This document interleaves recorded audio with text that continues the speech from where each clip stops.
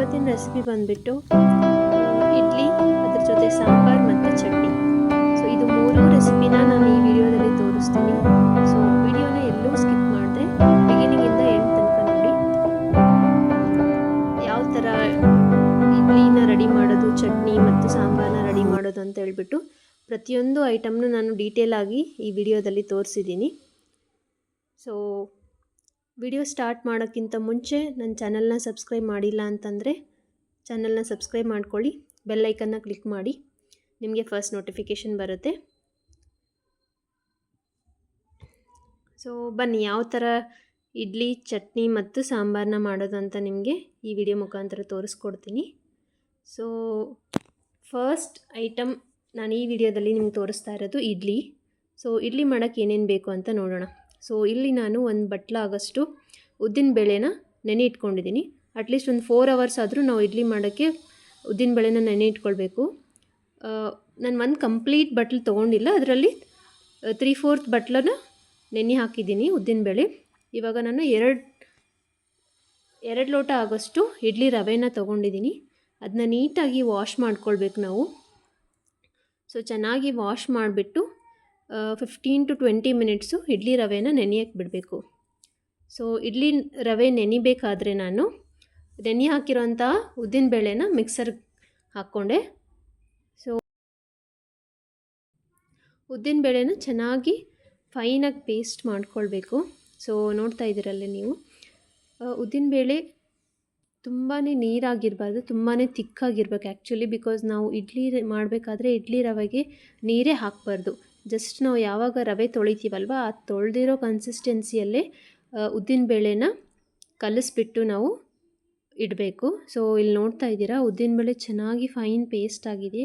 ಆ ಪೇಸ್ಟ್ ಆಗಿರೋಂತಹ ಉದ್ದಿನ ಬೇಳೆ ನಾನು 15 to 20 ಮಿನಿಟ್ಸ್ ನೆನೆಸ್ಕೊಂಡಿರೋಂಥ ಇಡ್ಲಿ ರವೆಗೆ ಹಾಕಿಬಿಟ್ಟು ಮಿಕ್ಸ್ ಮಾಡ್ಕೊಳ್ತಾ ಇದ್ದೀನಿ. ಸೊ ನೋಡ್ತಾ ಇದ್ದೀರಾ, ಯೂಶ್ವಲಿ ನೀರು ನಾವು ಯೂಸ್ ಮಾಡಬಾರ್ದು. ನೀರನ್ನ ಯೂಸ್ ಮಾಡಿಬಿಟ್ರೆ ಇಡ್ಲಿದು ರೆಸಿಪಿ ಎಲ್ಲ ಚೆನ್ನಾಗಿ ಬರಲ್ಲ. ಸೊ ನಾನು ಇಲ್ಲಿ ನಿಮ್ಗೆ ತೋರಿಸ್ತಾ ಇರೋದು ಇಡ್ಲಿದು ಬ್ಯಾಟರ್ ಯಾವ ಥರ ರೆಡಿ ಮಾಡಬೇಕು ಅಂತ ಹೇಳಿಬಿಟ್ಟು. ಸೊ ನೋಡ್ತಾ ಇದ್ದೀರಲ್ವ, ನಾನು ಇಡ್ಲಿ ರವೆಗೆ ಒಂದು ಸ್ವಲ್ಪನೂ ನೀರು ಹಾಕಿಲ್ಲ. ಬಟ್ ಉದ್ದಿನ ಬೇಳೆಗೆ ರುಬ್ಬಬೇಕಾದ್ರೆ ನಾವು ನೀರು ಹಾಕ್ಕೊಂಡಿರ್ತೀವಲ್ಲ, ಅದರದ್ದು ಕನ್ಸಿಸ್ಟೆನ್ಸಿಯಿಂದ ಇಡ್ಲಿದು ಹಿಟ್ಟು ಬಂದುಬಿಟ್ಟು ನೀರಾಗಿಬಿಡುತ್ತೆ. ಸೊ ಇಡ್ಲಿ ಬ್ಯಾಟರ್ ಇವಾಗ ರೆಡಿಯಾಗಿದೆ. ಅದನ್ನ ನಾವು ಓವರ್ನೈಟು ಫರ್ಮೆಂಟೇಷನ್ಗಂತ ಇಡಬೇಕು. ಸೊ ನೆಕ್ಸ್ಟ್ ಡೇ ಮಾರ್ನಿಂಗ್ ಇವಾಗ ನೋಡ್ತಾ ಇರ್ಬೋದು ಇಡ್ಲಿ ಬ್ಯಾಟರ್ ಎಷ್ಟು ಚೆನ್ನಾಗಿ ಫರ್ಮೆಂಟ್ ಆಗಿದೆ ಅಂತ ಹೇಳ್ಬಿಟ್ಟು. ತುಂಬಾ ಚೆನ್ನಾಗಾಗಿತ್ತು ಹಿಟ್ಟು, ಇಡ್ಲಿದು ಬ್ಯಾಟರು. ಸೊ ಎಷ್ಟು ನೆನೆಯುತ್ತೆ ಇಡ್ಲಿದು ರವೆದು ಹಿಟ್ಟು, ಅಷ್ಟೊಂದು ಮೃದುವಾಗಿ ಬರುತ್ತೆ ಇಡ್ಲಿ. ಸೊ ನಾನಿಲ್ಲಿ ರುಚಿಗೆ ತಕ್ಕಷ್ಟು ಉಪ್ಪು ಮತ್ತು ಒಂದು ಪಿಂಚ್ ಆಫ್ ಅಥವಾ ಒಂದು 1/2 ಟೇಬಲ್ ಸ್ಪೂನ್ ಆಗೋಷ್ಟು ಸೋಡಾ ಪುಡಿನ ಆ್ಯಡ್ ಮಾಡ್ಕೊಂಡಿದ್ದೀನಿ. ಸೊ ಇಡ್ಲಿ ಬ್ಯಾಟರ್ಗೆ ಬೆಳಗ್ಗೆ ಅಥವಾ ನೈಟ್ ನೀವು ಯಾವಾಗ ಇಡ್ಲಿ ಮಾಡ್ಕೊಳ್ಬೇಕಂತ ಅಂದ್ಕೊಂಡಿದ್ದೀರಾ, ಅಟ್ಲೀಸ್ಟ್ 8 hours ಆದರೂ ನಾವು ಇಡ್ಲಿ ರವೆದು ಬ್ಯಾಟರ್ನ ನೆನೆಯೋಕ್ಕಿಡಬೇಕು. ಸೊ ಇವಾಗ ಚೆನ್ನಾಗಿ ಇಡ್ಲಿ ರವೆದು ಬ್ಯಾಟರ್ ರೆಡಿ ಆಗಿದೆ. ಅದಕ್ಕೆ ನಾನು ಬೇಸ್ಡ್ ಆನ್ ಕನ್ಸಿಸ್ಟೆನ್ಸಿ ಒಂದು ಸ್ವಲ್ಪನೇ ನೀರು ಹಾಕ್ಕೊಂಡಿದ್ದೀನಿ. ಇವಾಗ ನಾನು ಗ್ಯಾಸ್ ಸ್ಟವ್ ಆನ್ ಮಾಡಿಬಿಟ್ಟು ಇಡ್ಲಿ ಪಾತ್ರೆನ ಇಟ್ಟಿದ್ದೀನಿ. ಸೊ ಇಡ್ಲಿ ಪಾತ್ರೆಗೆ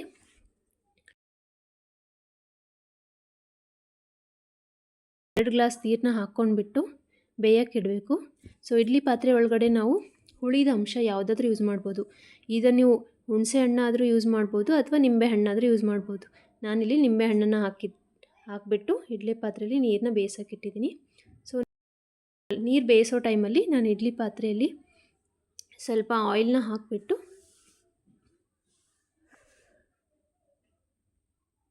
ಇಡ್ಲಿ ಪ್ಲೇಟ್ಗೆ ನಾನು ಬ್ಯಾಟರ್ನ ಹಾಕ್ಕೊಳ್ತಾ ಇದ್ದೀನಿ. ಸೊ ಕೆಲವೊಬ್ಬರು ಕಾಟನ್ ಕ್ಲಾತು ಹಾಕ್ಕೊಳ್ತಾರೆ, ಅದನ್ನು ಒಂಥರ ಇಡ್ಲಿ ಮಾಡೋಕ್ಕೆ ಯೂಸ್ ಮಾಡ್ತಾರೆ. ಬಟ್ ನಾನು ಕ್ಲಾತ್ ಯೂಸ್ ಮಾಡಿಲ್ಲ, ಜಸ್ಟ್ ಪ್ಲೇಟ್ ಒಳಗಡೆ ಡೈರೆಕ್ಟ್ ಆಯಿಲ್ ಹಾಕಿಬಿಟ್ಟು ಬ್ಯಾಟರ್ನ ಹಾಕಿದ್ದೀನಿ. ಸೊ ಇಲ್ಲಿ ನೋಡ್ತಾ ಇರ್ಬೋದು, ಇಡ್ಲಿ ಎಲ್ಲ ಪ್ಲೇಟ್ಸ್ಗೂ ಬ್ಯಾಟರ್ ಹಾಕಿಬಿಟ್ಟು ನಾನು ಇಡ್ಲಿನ ಬೇಯೋಕ್ಕೆ ಇಟ್ಟಿದ್ದೀನಿ. ಸೊ ಎಲ್ಲ ಪ್ಲೇಟ್ಸ್ನ ಇಡ್ಲಿ ಪಾತ್ರೆಗೆ ಜೋಡಿಸ್ಕೊಂಡ್ಬಿಟ್ಟು ಮಿನಿಮಮ್ 10 to 15 ಮಿನಿಟ್ಸ್ ಆದರೂ ನಾವು ಬೇಯಿಸ್ಕೊಳ್ಬೇಕು. ಅಂದರೆ ಮಾತ್ರ ಇಡ್ಲಿ ಚೆನ್ನಾಗಿ ಸಾಫ್ಟಾಗಿ ಬರುತ್ತೆ. ಓವರ್ ಹೀಟು ಆಗಬಾರ್ದು. ಮೀಡಿಯಮ್ ಫ್ಲೇಮಲ್ಲಿ ಇಟ್ಬಿಟ್ಟು ನಾವು 15 ಮಿನಿಟ್ಸ್ವರೆಗೂ ಬೇಯಿಸ್ಕೊಳ್ಬೇಕು.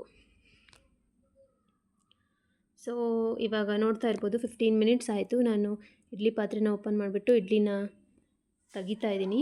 ಸೊ ನೋಡ್ತಾ ಇರ್ಬೋದು ಎಷ್ಟು ಚೆನ್ನಾಗಿ ಫ್ಲಫಿಯಾಗಿ ಬಂದಿತ್ತು ಇಡ್ಲಿ, ಅಂದರೆ ತುಂಬಾ ಸಾಫ್ಟಾಗಿತ್ತು.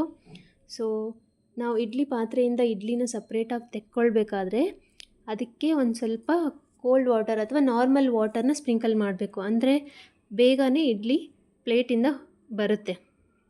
ಸೊ ನೋಡ್ತಾ ಇರ್ಬೋದು ಸ್ಪೂನಿಂದ ಎಷ್ಟು ನೀಟಾಗಿ ಇಡ್ಲಿ ಪ್ಲೇಟಿಂದ ಇಡ್ಲಿ ಹೊರಗಡೆ ಬರ್ತಾ ಇದೆ ಅಂತ ಹೇಳ್ಬಿಟ್ಟು. ಸೊ ನೀರು ಹಾಕ್ಕೊಂಡ್ಬಿಟ್ಟು ತೆಗಿಯೋಕ್ಕೆ ಹೋದರೆ ಈಸಿಯಾಗಿ ಬರುತ್ತೆ, ಇಲ್ಲಾಂದರೆ ಅದು ಇಡ್ಲಿ ಅದಕ್ಕೇ ಅಂಟ್ಕೊಂಡ್ಬಿಡುತ್ತೆ ಪ್ಲೇಟ್ಗೆ. ಸೊ ಇಡ್ಲಿ ಮಾತ್ರ ತುಂಬಾ ಸಾಫ್ಟಾಗಿ ಬಂದಿದೆ. ಸೊ ನೋಡ್ತಾ ಇರ್ಬೋದು ನಾನು ಬ್ಯಾಟರ್ ಎಷ್ಟು ಸ್ವಲ್ಪ ಹಾಕಿದ್ದೀನಿ, ಬಟ್ ಸ್ಟಿಲ್ ಇಡ್ಲಿ ರೆಡಿ ಆದಮೇಲೆ ಎಷ್ಟೊಂದು ಫ್ಲಫಿಯಾಗಿ ಕಾಣ್ತಾ ಇದೆ.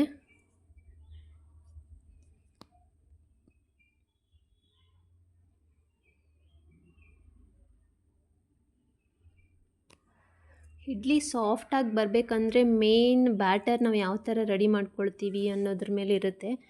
ಯಾವ ಅಳತೆ ಅಥವಾ ಪ್ರಮಾಣದಲ್ಲಿ ನಾವು ಉದ್ದಿನಬೇಳೆ ಮತ್ತು ರವೆನ ತೊಗೊಳ್ತೀವಿ ಅಂತ ಹೇಳೋದ್ರಲ್ಲಿ.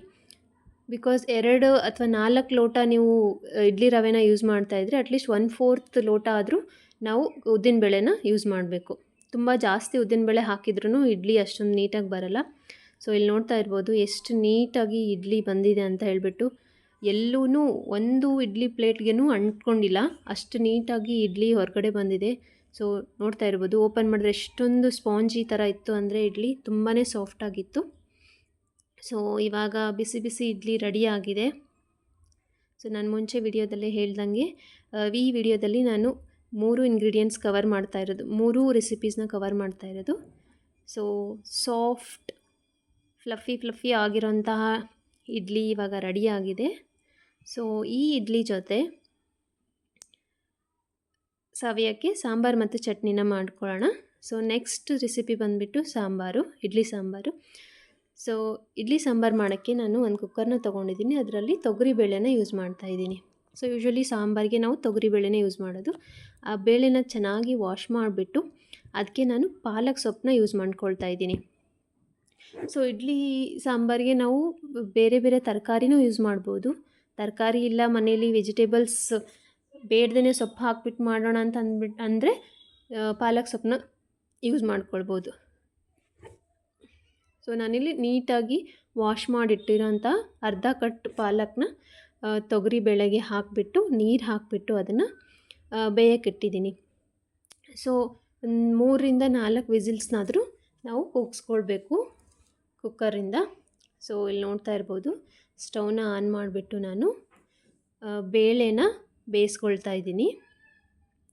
ಸೊ 3ರಿಂದ 4 ವಿಸಿಲ್ಸ್ ಆದಮೇಲೆ ಗ್ಯಾಸ್ನ ಆಫ್ ಮಾಡಿಬಿಟ್ಟು ಬೇಳೆನ ನಾವು ಮಗಚೋದಂತಂದರೆ ಯೂಶ್ವಲಿ ಬೇಳೆ ಮತ್ತು ಸೊಪ್ಪು ಚೆನ್ನಾಗಿ ಬೆಂದಿರುತ್ತಲ್ವ, ಅದನ್ನು ಚೆನ್ನಾಗಿ ನುಣ್ಣಗಾಗಿ ಮಾಡ್ಕೊಳ್ಬೇಕು. ಸೊ ಇಲ್ಲಿ ಸೊಪ್ಪು ಮತ್ತು ಬೇಳೆ ಎರಡೂ ಚೆನ್ನಾಗಿ ಬೆಂದಿದೆ. ಸೊ ನೋಡ್ತಾ ಇರ್ಬೋದು ಎಷ್ಟು ನೀಟಾಗಿ ಎಷ್ಟು ಫೈನ್ ಪೇಸ್ಟಾಗಿ ಬೆಂದಿದೆ ಅಂತ. ಸೊ ಸಾಂಬಾರು ರೆಡಿ ಮಾಡೋಕ್ಕೆ ಮೇನ್ ಇಂಗ್ರೀಡಿಯೆಂಟ್ಸ್ ಬಂದುಬಿಟ್ಟು ನಾನಿಲ್ಲಿ ಬೆಳ್ಳುಳ್ಳಿ, ಕರಿಬೇವು, ಕೊತ್ತಂಬರಿ ಮತ್ತು ಹುಣಸೆ ಹಣ್ಣನ್ನು ನೆನೆಯಿಟ್ಟಿದ್ದೀನಿ. ಅದಾದ ನಂತರ ಜೀರಿಗೆ, ಸಾಸಿವೆ, ಖಾರದ ಪುಡಿ, ಅರಿಶಿನ, ಸಾಂಬಾರು ಪುಡಿ. ಸೊ ಇಷ್ಟೆಲ್ಲ ಇಂಗ್ರೀಡಿಯೆಂಟ್ಸ್ ಯೂಸ್ ಮಾಡ್ಕೊಂಡ್ಬಿಟ್ಟು ನಾನು ಸಾಂಬಾರನ್ನ ಮಾಡ್ತಾಯಿರೋದು. ಸೊ ಸಾಂಬಾರು ಮಾಡೋಣ ಬನ್ನಿ, ಯಾವ ಥರ ಅಂತ ತೋರಿಸ್ಕೊಡ್ತೀನಿ ನಿಮಗೆ. ಸಾಂಬಾರು ಮಾಡೋದು ಹೇಗೆ ಅಂತ ತೋರಿಸ್ಕೊಡ್ತೀನಿ. ಸೊ ಮೊದಲನೇದಾಗಿ ನಾನು ಒಂದು ಪಾತ್ರೆನ ಇಟ್ಕೊಂಡಿದ್ದೀನಿ, ಅದಕ್ಕೆ ಎಣ್ಣೆನ ಹಾಕ್ಕೊಳ್ಬೇಕು. ಎಣ್ಣೆ ಬಿಸಿ ಆದ ನಂತರ ಅದಕ್ಕೆ ನಾವು 1 ಟೇಬಲ್ ಸ್ಪೂನ್ ಆಗೋಷ್ಟು ಜೀರಿಗೆ, 1 ಟೇಬಲ್ ಸ್ಪೂನ್ ಆಗೋಷ್ಟು ಸಾಸಿವೆ, ಅದೆರಡು ಚೆನ್ನಾಗಿ ಫ್ರೈ ಆದ ನಂತರ ನಾವು ಜಜ್ಜಿಟ್ಕೊಂಡಿರೋಂಥ ಬೆಳ್ಳುಳ್ಳಿ ಹಾಕ್ಕೊಳ್ಬೇಕು ಇದಕ್ಕೆ. ಸೊ ಜೀರಿಗೆ ಮತ್ತು ಸಾಸಿವೆ ಚೆನ್ನಾಗಿ ಫ್ರೈ ಆಗಿದೆ. ಈ ಫ್ರೈ ಆಗಿರೋಂತಹ ಎಣ್ಣೆಗೆ ನಾವು ಬೆಳ್ಳುಳ್ಳಿ 4ರಿಂದ 5 ಎಸಲಾಗೋಷ್ಟು ಬೆಳ್ಳುಳ್ಳಿ ಸ್ವಲ್ಪ ಕೆಂಬಣ್ಣ ಬಂದ ಮೇಲೆ ಅದಕ್ಕೇ ನಾವು ಕರಿಬೇವಿನ ಸೊಪ್ಪನ್ನ ಹಾಕ್ಕೊಳ್ಬೇಕು. 4ರಿಂದ 5 ಎಲೆ ಕರಿಬೇವಿನ ಸೊಪ್ಪು. ಸೊ ನೋಡ್ತಾ ಇರ್ಬೋದು ಆಯಿಲ್ ಚೆನ್ನಾಗಿ ಬಿಸಿಯಾಗಿದೆ. ಸೊ ಇದಕ್ಕೆ ನಾವು ಒಂದು ಹಾಫ್ ಆನ್ ಅವರ್ ಆದರೂ ನಾವು ಹುಣಸೆ ಹಣ್ಣನ್ನ ನೆನೆಯಿಟ್ಕೊಳ್ಬೇಕು, ಅದ್ರದ್ದು ರಸ ಚೆನ್ನಾಗಿ ಬರುತ್ತೆ. ಇದೆಲ್ಲ ಫ್ರೈ ಆದ ನಂತರ ಅದಕ್ಕೆ ಹುಣಸೆ ಹಣ್ಣಿನ ರಸನ ಹಾಕ್ಕೊಳ್ಬೇಕು. ಸೊ ನೋಡ್ತಾ ಇರ್ಬೋದು, ಹುಣಸೆ ಹಣ್ಣಿನ ರಸ ಹಾಕಿದ ತಕ್ಷಣ ನಾವು ಹುಳಿನ ಸ್ವಲ್ಪ ಬೇಯಿಸ್ಕೊಳ್ಬೇಕು. ಏನಿಲ್ಲ ಅಂದರೂ ಲೈಕ್ 2 to 3 ಮಿನಿಟ್ಸ್ ಆದರೂ ಬೇಯಿಸ್ಕೊಳ್ಬೇಕು. ಇದೊಂದು ಸ್ವಲ್ಪ ಕುದಿ ಬಂದ ಮೇಲೆ ಅದಕ್ಕೆ ನಾವು 3 to 4 ಟೇಬಲ್ ಸ್ಪೂನ್ ಆಗೋಷ್ಟು ಖಾರದ ಪುಡಿ, ಆಮೇಲೆ 1 ಟೇಬಲ್ ಸ್ಪೂನ್ ಆಗೋಷ್ಟು ಅರಿಶಿಣ, ಅದಾದಮೇಲೆ ರುಚಿಗೆ ತಕ್ಕಷ್ಟು ಉಪ್ಪನ್ನ ಹಾಕ್ಕೊಂಡ್ಬಿಟ್ಟು ಹುಣಸೆ ಹಣ್ಣಿನ ರಸನ ಚೆನ್ನಾಗಿ ಬಾಯ್ಲ್ ಮಾಡ್ಕೊಳ್ಬೇಕು. ಸೊ ಯೂಶ್ವಲಿ ಖಾರ, ಉಪ್ಪು ಮತ್ತು ಅರಿಶಿಣನ ಹುಳಿಲಿ ಹಾಕಿದ್ರೇ ಸಾಂಬಾರ್ದು ರುಚಿ ಚೆನ್ನಾಗಿರುತ್ತೆ. ಸೊ ಇಲ್ಲಿ ನೋಡ್ತಾ ಇರ್ಬೋದು, ಹುಳಿ ಬೇಯೋಕ್ಕೆ ಸ್ಟಾರ್ಟ್ ಆಗಿದೆ. ಹುಳಿ ಚೆನ್ನಾಗಿ ಕುದೀತಾ ಇರಬೇಕಾದ್ರೆ 1 ರಿಂದ 2 ಟೇಬಲ್ ಸ್ಪೂನು ಸಾಂಬಾರು ಪುಡಿನ ಹಾಕ್ಕೊಳ್ಬೋದು. ಸೊ ಇದೆಲ್ಲ ಇಂಗ್ರೀಡಿಯೆಂಟ್ಸ್ ಚೆನ್ನಾಗಿ ಬೆಂದ ಮೇಲೆ ನಾವು ಸಪ್ರೇಟಾಗಿ ಬೇಯಿಸ್ಕೊಂಡು ಇಟ್ಕೊಂಡಿರೋಂಥ ಬೇಳೆ ಮತ್ತು ಸೊಪ್ಪು ಅಲ್ವಾ, ತೊಗರಿ ಬೇಳೆದು ಸೊಪ್ಪು, ಬೇಳೆ ಮತ್ತು ಸೊಪ್ಪು ಬೇಯಿಸ್ಕೊಂಡು ಇಟ್ಕೊಂಡಿದ್ವಲ್ವ, ಅದನ್ನು ಇದು ಹುಳಿಗೆ ಸೇರಿಸ್ಕೊಳ್ಬೇಕು. ಸೊ ನೋಡ್ತಾ ಇರ್ಬೋದು, ಇವಾಗ ಸಾಂಬಾರು ರೆಡಿಯಾಗಿದೆ. ನಿಮಗೆ based on consistency, sambar consistency, ಅದಕ್ಕೆ ಒಂದು ಸ್ವಲ್ಪ ನೀರನ್ನ ಆ್ಯಡ್ ಮಾಡ್ಕೊಳ್ಬೋದು. ಇವಾಗ ಸಾಂಬಾರು ರೆಡಿಯಾಗಿದೆ. ಅದು ರೆಡಿಯಾಗಿರೋ ಸಾಂಬಾರಿಗೆ ನಾನು ಗಾರ್ನಿಷಿಂಗ್ ಅಂತ ಹೇಳಿಬಿಟ್ಟು ಕೊತ್ತಂಬರಿ ಸೊಪ್ಪನ್ನ ಹಾಕ್ಕೊಳ್ತಾ ಇದ್ದೀನಿ. ಸೊ ಈ ರೆಡಿಯಾಗಿರೋ ಸಾಂಬಾರನ್ನ ನಾವೇನಿಲ್ಲ ಅಂದರೂ ಒಂದು 5 to 10 ಮಿನಿಟ್ಸ್ ಆದರೂ ಬೇಯಿಸ್ಕೊಳ್ಬೇಕು. ಸಾಂಬಾರು ಎಷ್ಟು ಚೆನ್ನಾಗಿ ಕುದಿಯುತ್ತೆ ಅಷ್ಟು ಚೆನ್ನಾಗಿ ಟೇಸ್ಟ್ ಬರುತ್ತೆ. ಸೊ ನೋಡ್ತಾ ಇದ್ದೀರಾ, ಸಾಂಬಾರು ಕುದಿಯೋಕ್ಕೆ ಸ್ಟಾರ್ಟ್ ಆಗಿದೆ. ಸೊ ಇದನ್ನ ಚೆನ್ನಾಗಿ ಕುದಿಸ್ಬಿಟ್ಟು ಇಡ್ಲಿ ಜೊತೆ ನಾವು ತಿನ್ಬೋದು. ಸೊ ಯೂಶ್ವಲಿ ಎಲ್ಲ ವೆಜಿಟೇಬಲ್ಸ್ ಹಾಕಿಬಿಟ್ಟು ನಾವು ಇಡ್ಲಿಗೆ ಸಾಂಬಾರು ಮಾಡ್ಬೋದು. ಬಟ್ ನಾನಿವತ್ತು ನಿಮ್ಮ ಮುಂದೆ ತೋರಿಸ್ತಾ ಇರೋ ಸಾಂಬಾರು ಬಂದುಬಿಟ್ಟು ಪಾಲಕ್ ಸೊಪ್ಪನ್ನ ಯೂಸ್ ಮಾಡ್ಕೊಂಡ್ಬಿಟ್ಟು ಯಾವ ಥರ ಸಾಂಬಾರು ಅಥವಾ ಇಡ್ಲಿಗೆ ಯಾವ ಥರ ಸಾಂಬಾರನ್ನ ಮಾಡ್ಬೋದು ಅಂತ ಹೇಳಿಬಿಟ್ಟು ಈ ವಿಡಿಯೋದಲ್ಲಿ ತೋರಿಸ್ತಾ ಇದ್ದೀನಿ. ಸೊ ಸಾಂಬಾರು ಚೆನ್ನಾಗಿ ಬಾಯ್ಲ್ ಆಗ್ತಾ ಇದೆ. ಸೊ ಇಡ್ಲಿ ಜೊತೆ ಸವಿಯಲು ಸಾಂಬಾರು ರೆಡಿ ಆಯ್ತು ಇವಾಗ. ಸೊ ಇಡ್ಲಿ ರೆಡಿಯಾಗಿದೆ, ಸಾಂಬಾರು ಸಹ ರೆಡಿಯಾಗಿದೆ. ಸೊ ನೆಕ್ಸ್ಟ್ ರೆಸಿಪಿ ಬಂದುಬಿಟ್ಟು ಇಡ್ಲಿ ಮತ್ತು ಸಾಂಬಾರು ಜೊತೆ ಚಟ್ನಿ. ಸೊ ಚಟ್ನಿ ಮಾಡೋಕ್ಕೆ ಏನೇನು ಇಂಗ್ರೀಡಿಯೆಂಟ್ಸ್ ಬೇಕು ಅಂತ ನೋಡೋಣ ಬನ್ನಿ. ಸೊ ಚಟ್ನಿ ಮಾಡೋಕ್ಕೆ ಫಸ್ಟ್ ಇಂಗ್ರೀಡಿಯೆಂಟ್ ಬೇಕಾಗಿರೋದು ಕೊಬ್ಬರಿ, ಬೆಳ್ಳುಳ್ಳಿ, ಪುಟಾಣಿ, ಶೇಂಗಾ, ಮೆಣಸಿನ್ಕಾಯಿ, ಪುದೀನ, ಕರಿಬೇವು ಮತ್ತು ಕೊತ್ತಂಬರಿ. ಸೊ ಇಲ್ಲಿ ನಾನು ನನ್ನ ಮನೆಯಲ್ಲಿ ಹಸಿ ಕೊಬ್ಬರಿ ಇರಲಿಲ್ಲ, ಸೊ ನಾನಿಲ್ಲಿ ಡ್ರೈ ಕೊಕೊನಟ್ನೇ ಯೂಸ್ ಮಾಡ್ತಾ ಇರೋದು. ಸೊ ಒಂದು ಹಾಫ್ ಕೊಕೊನಟ್ನ ಚಿಕ್ಕ ಚಿಕ್ಕ ಪೀಸಾಗಿ ಕಟ್ ಮಾಡ್ಕೊಂಡಿದ್ದೀನಿ. ಅದು ಮಿಕ್ಸಿ ಜಾರಿಗೆ ನಾವು ಚಟ್ನಿಗೆ ಅಂತ ತೊಗೊಂಡಿರೋಂಥ ಎಲ್ಲ ಇಂಗ್ರೀಡಿಯೆಂಟ್ಸು ಮಿಕ್ಸಿ ಜಾರಲ್ಲಿ ನುಣ್ಣಗೆ ರುಬ್ಕೊಳ್ಬೇಕು. ಚಟ್ನಿ ಚೆನ್ನಾಗಿ ಫೈನಾಗಿ ಪೇಸ್ಟ್ ಆಗಿದೆ. ಸೊ ಈ ಪೇಸ್ಟ್ ಆಗಿರೋ ಚಟ್ನಿಗೆ ನಾವು ತಡ್ಕನ ರೆಡಿ ಮಾಡ್ಕೊಳ್ಳೋಣ, ಒಗ್ಗರಣೆ ಹಾಕ್ಕೊಳ್ಳೋಣ. ಸೊ ಒಗ್ಗರಣೆಗೆ ನಾನು ಆಯಿಲ್ನ ಬಿಸಿ ಆದ ನಂತರ ಅದಕ್ಕೆ ಜೀರಿಗೆ, ಸಾಸಿವೆ ಮತ್ತು ಬೆಳ್ಳುಳ್ಳಿ ಹಾಕಿಬಿಟ್ಟು ಫ್ರೈ ಮಾಡ್ಕೊಳ್ತಾ ಇದ್ದೀನಿ. ಇದು ಚೆನ್ನಾಗಿ ಫ್ರೈ ಆದ ನಂತರ ರೆಡ್ ಚಿಲ್ಲಿನೂ ಯೂಸ್ ಮಾಡ್ಬೋದು, ಕೆಂಪು ಮೆಣಸಿನ್ಕಾಯಿ ಅಥವಾ ಬ್ಯಾಡಗಿ ಮೆಣಸಿನ್ಕಾಯಿ ಅಂತ ಹೇಳ್ತೀವಲ್ವ, ಅದು ಚಟ್ನಿಗೆ ಹಾಕಿದರೆ ಫ್ಲೇವರ್ ತುಂಬ ಚೆನ್ನಾಗಿರುತ್ತೆ. ಸೊ ನಾನಿಲ್ಲಿ 2 ಬ್ಯಾಡಗಿ ಮೆಣಸಿನ್ಕಾಯಿ ಮತ್ತು ಕರಿಬೇವಿನ ಎಲೆನ ಹಾಕಿದ್ದೀನಿ. ಸೊ ಇದೆಲ್ಲ ಇಂಗ್ರೀಡಿಯೆಂಟ್ಸ್ ಹಾಕಿಬಿಟ್ಟು ಫ್ಲೇಮ್ನ ಆಫ್ ಮಾಡ್ಕೊಳ್ಬೇಕು ನಾವು. ಇದು ಚೆನ್ನಾಗಿ ಫ್ರೈ ಆಗಿರಬೇಕು. ಇದು ಆಫ್ ಮಾಡಿ ಇದನ್ನ ತಣ್ಣಗಾಗಕ್ಕೆ ಬಿಡಬೇಕು.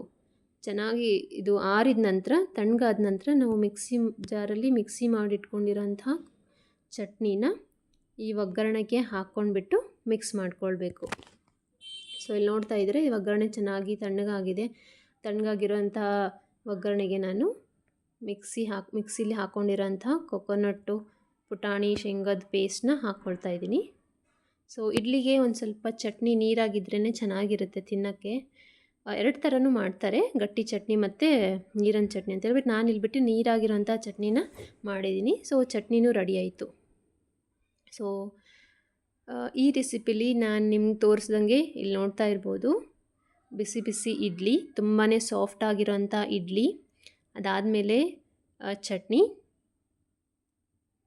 ತುಂಬಾ ಟೇಸ್ಟಿಯಾಗಿರೋಂತಹ ಚಟ್ನಿ, ಅದಾದಮೇಲೆ ಪಾಲಕ್ ಸೊಪ್ಪಿಂದು ಸಾಂಬಾರು.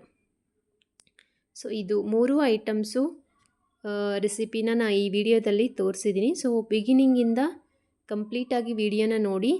ಸೊ ನೀವು ಮನೇಲಿ ಟ್ರೈ ಮಾಡಿ ಯಾವ ಥರ ಇಡ್ಲಿ ಚಟ್ನಿ ಮತ್ತು ಸಾಂಬಾರು ಬರುತ್ತೆ ಅಂತ ಹೇಳಿಬಿಟ್ಟು ಕಮೆಂಟ್ ಸೆಕ್ಷನಲ್ಲಿ ಮೆನ್ಷನ್ ಮಾಡಿ. ಹೋಪ್ ನಿಮಗೆ ಈ 3 ರೆಸಿಪಿ ಇಷ್ಟ ಆಯಿತು ಅಂದ್ಕೊಳ್ತೀನಿ. ಇದೇ ಥರ ನನ್ನ ಚಾನಲ್ಗೆ ಸಪೋರ್ಟ್ ಮಾಡ್ತಾಯಿರಿ. Thank you for watching this video.